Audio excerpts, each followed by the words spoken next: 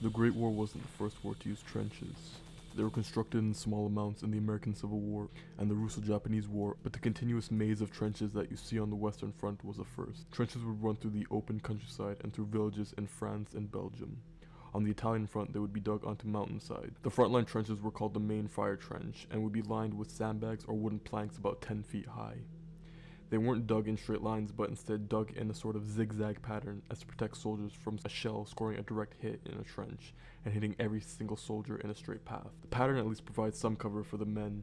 Behind this was the support line, which had dugouts sheltering men, equipment, and telephone emplacements. Communication trenches linked the mainline trenches together, which allowed the movement of troops and supplies. The enemy trenches could be seen a few meters or a few hundred meters away, separated only by no man's land, which either side would have to cross if they wished to proceed through the other side's defenses and shift the front. Once a trench was taken, it was hard to keep it, because now the attackers had to become defenders and had to defend against the fresh troops with fresh supplies, guns, and ammunition. Often exhausted, the attackers would be driven back from the taken trench due to them being overwhelmed by the enemy and communication being slow to reach command that a trench was taken. Soldiers would usually fight for a week and then be moved to the support line, stay there for a week, and then move to resting, where they could wash up and groom themselves. However, this rotation wasn't always upheld, and some soldiers would spend several weeks, even a month, on the front lines, starved, soaked, and sometimes injured, waiting for relief. An hour before the dawn, soldiers would be awoken and be told to stand to.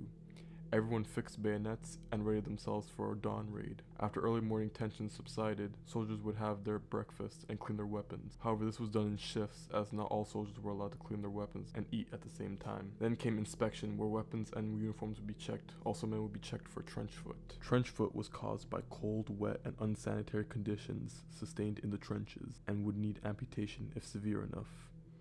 If you've never had trench foot described to you, I'll explain. Your feet swell to 2 to 3 times their normal size and go completely dead.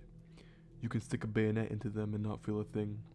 If you are lucky enough not to lose your feet and the swelling starts to go down, it is then that the most indescribable agony begins. I have heard men cry and scream with pain and may have had to have their feet and legs amputated. I was one of the lucky ones, but one more day in that trench and it may have been too late. Repairing trenches was also an essential task, part of trench life. Soldiers described the trenches smelling of raw chicken that's been left out for a month, as well as rot and decay. The constant aroma of death and excrement filled the air in the maze of trenches. Soldiers smoked constantly to mask the smell. Even worse, rats numbered in the millions, eating soldiers' rations and clothes, even chewing on the wood on rifle stocks. The men would lure rats into one area with food and hack at them with their shovels on their downtime. One soldier writes, "Whilst asleep during the night, we were frequently awakened by rats running over us. When this happened too often for my liking, I would lie on my back and wait for a rat to linger on my legs, then violently heave my legs upward, throwing the rat into the air. Occasionally, I would hear a grunt when the rat landed on a fellow victim." Boredom and fear were the lingering themes of the trenches. They would play cards, write notes, and indulge in personal hobbies to keep themselves occupied and away from the thought of a bullet or artillery shell with their name on it. Artillery was the weapon that claimed the most lives in the Great War. The sheer carnage it would cause on the human body left wounds so unprecedented. Doctors had to invent new techniques for treating patients, like plastic surgery, which would reconstruct the victim's face after their mouth, nose, or a part of their whole face would have been blown off by artillery and shrapnel shells. Pieces like the Big Bertha German howitzer weighed 47 tons and fired a 420mm shell at a range of 9,300 meters, creating craters 9 meters wide and 6 meters deep. There was also the French 75mm cannon, which would be considered France's first modern artillery piece. They could fire 15 to 30 shells per minute in a burst depending on the crew. The Paris gun was created by the Germans to harass the city and had an effective range of 81 miles. However, despite being the biggest artillery piece of the war, it wasn't very effective, often needing repair and constant barrel replacement. It served more as a propaganda piece in striking fear to the city than an actual effective artillery weapon. The destructive capabilities of artillery caused severe mental breakdowns in men, resulting in a form of constant mental panic called shell shock. Neurology was in its infancy in those days, and shell shock was one of the first major conditions treated by the new science. The top military brass was advised that this was a real condition, but chose to dismiss the clear signs and labeled the ill men as cowards, and some men would be executed by firing squad. Over 80,000 British men would suffer from the condition. During bombardments, soldiers would have nowhere to go, forced to stay put and hope they wouldn't be blown to bits by an artillery shell, while seeing their friends disfigured or eviscerated. The sheer mental strain of a bombardment proved to be too much for many soldiers, and shell shock was the result. Many of the shells and other munitions used by the armies would be produced in large factories, staffed by women. Now that all able-bodied men were dying in trenches, wives and daughters were working in positions previously held by men. Jobs such as factory line work or nursing, unloading and loading on the shipping yard, building ships, engineering, and even spying for the army were staffed by women, 2 million strong. Women forced into work requiring them to build weapons, utterly annihilating their husbands and sons on the battlefield, but also given the opportunity to save lives and heal the broken men ravaged by the brutality of this modern war in nursing. Despite replacing men in the workforce, they weren't paid the same amount. Employers would take a job and split it into pieces, allocating specific tasks to different women, therefore splitting the pay of one job. In France, many workers would go on strike over low wages, 7-day work week, and employers splitting pay. In Germany, the workforce didn't increase, unfortunately, as trade unions were worried that women would replace men permanently, and mostly had women in volunteer service. Germany's failure to maximize their workforce during the war would prove to have dire consequences for them in the long run. Nationalism wasn't only a characteristic of the men, as women exerted the sentiment as well and wanted to do their part in assisting in the war effort. The machine gun, or the Maxim gun, developed by Hiram Maxim in 1884 after his friend told him, "If you want to make a pile of money, invent something that will allow the Europeans to cut their throats with greater facility."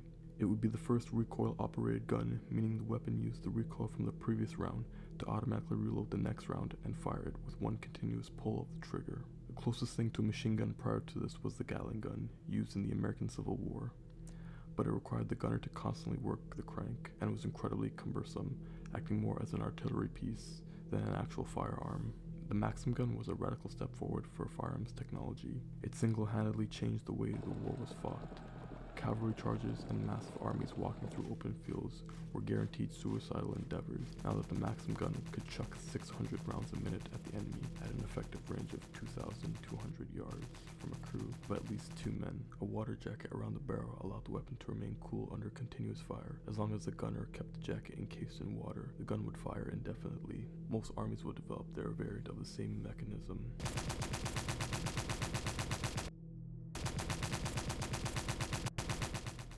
The Germans would use the MG08 and deployed around 12,000 of these in 1914. The British used a lighter variant called the Vickers gun. Russia would have the M1910 model. The French, however, would not adopt the Maxim gun as their standard issue heavy machine gun, and instead would opt for the Hotchkiss gun, which didn't require a water jacket since the barrel was so dense it could be sponged down with water. Although stationary, automatic fire was a great achievement in firearms technology. The next logical step was automatic, walking fire capabilities. The German solution was to simply take their MG08 and make it slightly smaller, retaining the water jacket but attaching a pistol grip, stock, and improved sights, known as the MG08-15. It was still heavy, weighing almost 40 pounds, and is still a pain to carry. The French solution for weight was having a bicycle company design your automatic firearm. The Shotshot fires the 8mm Lebel round, the standard issued round of the French army at the time. The base of the round is rimmed, so when they're stacked together in a magazine, it causes them to automatically curve into a semicircle. This is the reason for the half-moon magazine that causes the weapon to jam, as well as the slots in the magazine that allow mud to get into the weapon, causing frequent jamming. Many French infantrymen hated the weapon and abandoned them for rifles. The British seemed to adopt a firearm that remedied both those issues of the weight and reliability. Nicknamed the Belgian Rattlesnake, the Lewis gun sports a unique pan magazine, carrying 48 rounds and has a vacuum jacket that sucks air in through the aluminum tube, cooling the barrel, allowing for sustained burst fire. Weighing 28 pounds, it was over 10 pounds lighter than the MG08-15 and was quite reliable for an air-cooled machine gun, being the Shotshot in the reliability area. It was considered one of the best firearms of the First World War. During the Second Battle of Ypres on the spring of 1915, French soldiers reported seeing a white mist approaching their trenches. At first, they thought it to be a smoke screen and readied themselves for an attack. Suddenly, they complained of itchy eyes and not being able to breathe. Soldiers began coughing out their lungs in clots. This was the first confirmed use of chlorine gas on the Western Front, used by the Germans, despite the use of poison gas being outlawed in an 1899 treaty.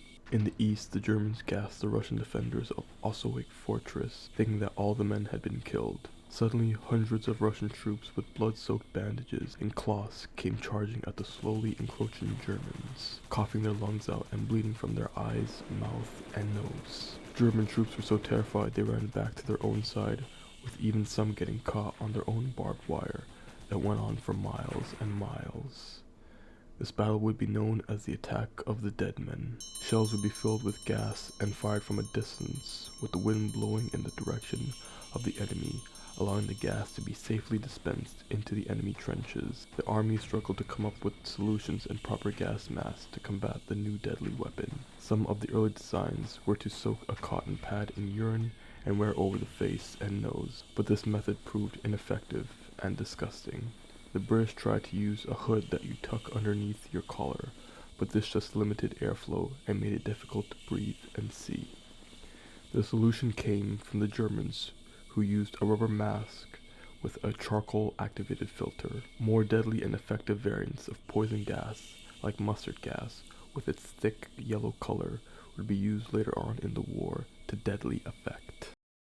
Most terrifying of all, the first flamethrower developed by German engineer Richard Fiedler. Most flame trooper regiments consisted of firefighters who weren't intimidated by the large flames emitting from their weapons. A heavy flamethrower called the Graf was used for defense and had a range of 40 yards. Portable options were also made available, like the Kleef and Wex, only firing for a maximum of 10 seconds. Flamethrowers had the greatest fear factor on the battlefield. Most soldiers being attacked by flamethrowers wouldn't be killed by them, but by leaving their trenches and being shot by rifles for fear of being burnt alive. If flame trooper regiments were spotted, they were immediately dealt with and shown no mercy. War wasn't only waged on the ground. For the first time in warfare, the skies became a battlefield, but far removed from the never-ending meat grinder on the ground. Fighter pilots became the modern-day knights in shining armor, practicing codes of chivalry and honor. Developed by the Wright brothers in 1903, still in its infancy, the aeroplane became an obvious candidate for a combat role in warfare. In the opening stages of the war, they were primarily used for recon. However, it didn't take long for aircrafts to take a more combative role. At first, most pilots either used a handgun, darts, or rocks, but then also planes would have one person flying and another on the machine gun from an elevated position, so the propeller wouldn't be hit. The Germans would eventually come up with a mechanism that allowed the propeller and the gun to be in sync, so bullets wouldn't hit the blade and instead pass through the gaps in the propeller.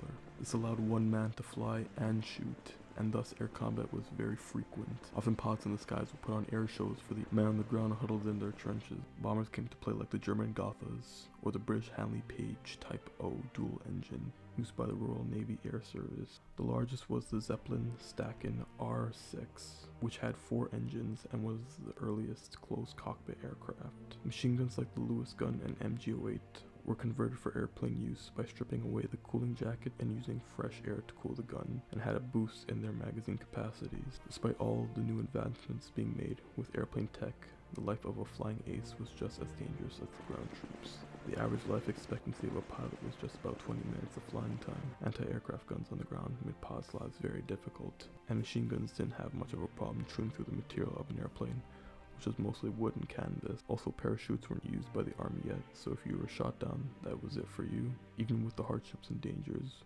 World War I pilots were treated like the upper class. They were fed 3 meals a day and given private quarters, separate from their infantrymen. They were made into celebrities of the war and used as propaganda pieces for war enthusiasm. The most famous flying ace, Manfred von Richthofen, better known as the Red Baron, now a common household name, is credited with over 80 confirmed kills. His tactics pioneered flying techniques that would be used in this war and many others to come, and are still taught today. He would later be shot down over the Somme in 1918 by a Canadian pilot, although this is highly debatable. Armies were now creating separate sects of their military to include flying corps. The French would have a squadron mostly made up of American volunteers, despite America's neutrality. It would be known as the Lafayette Escadrille, and had over 231 American volunteers. Air supremacy would be a key factor in controlling what was happening on the ground.